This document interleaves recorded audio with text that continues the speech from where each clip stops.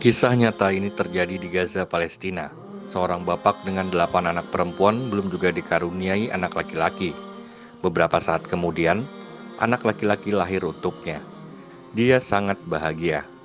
Tetapi setelah berlalu beberapa tahun, tiba-tiba anak itu sakit mendadak, trombosit darahnya turun drastis. Siapapun yang memukul anak itu, maka dia akan mengalami pembekuan darah. Tidak seorang pun mampu mengobati anak malang itu. Bapaknya memutuskan untuk membawanya ke Yordania. Dia pun diberi obat dan diberi dengan dosis yang sesuai. Lalu keluarganya membawanya pulang ke Gaza, dan obatnya itu tidak berpengaruh besar terhadap sang anak. Setiap hari anak itu hanya duduk di rumah. Bapak ibunya hanya bisa memandanginya dengan sedih dan prihatin. Apa yang menimpa anak kami ya Robbi, sembuhkanlah putra kami. Anak ini pun terus berobat di Gaza. Beberapa saat sesudahnya bapaknya memutuskan membawanya ke sekolah. Dia menemui kepala sekolah dan menjelaskan keadaan anaknya. Dia meminta kepada sekolah agar jangan sampai ada yang memukul anaknya sehingga darahnya tidak mengalami pembekuan. Sebelum bapak ini berpisah dengan kepala sekolah, dia melihat siswa-siswa di sekolah itu minum air bergaram dan di sebelahnya ada WC sekolah. Bapak ini mengelus dada melihat keadaan ini.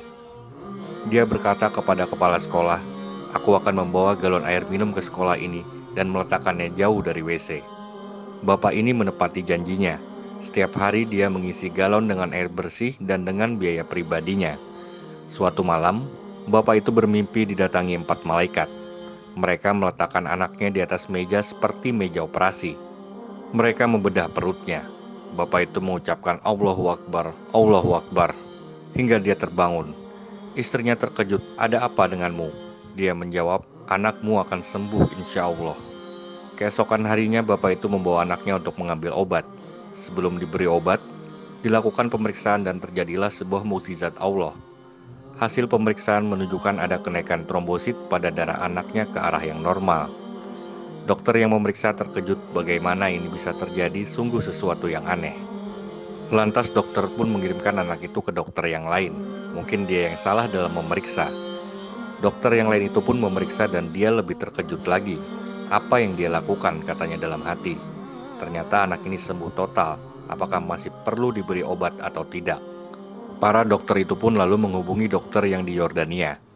Mereka menjelaskan perkaranya seperti apa, maka dia menjawab dengan penuh keyakinan, "Kita para dokter hanya bisa mengobati yang sakit, tetapi yang menyembuhkan tetap hanyalah Allah."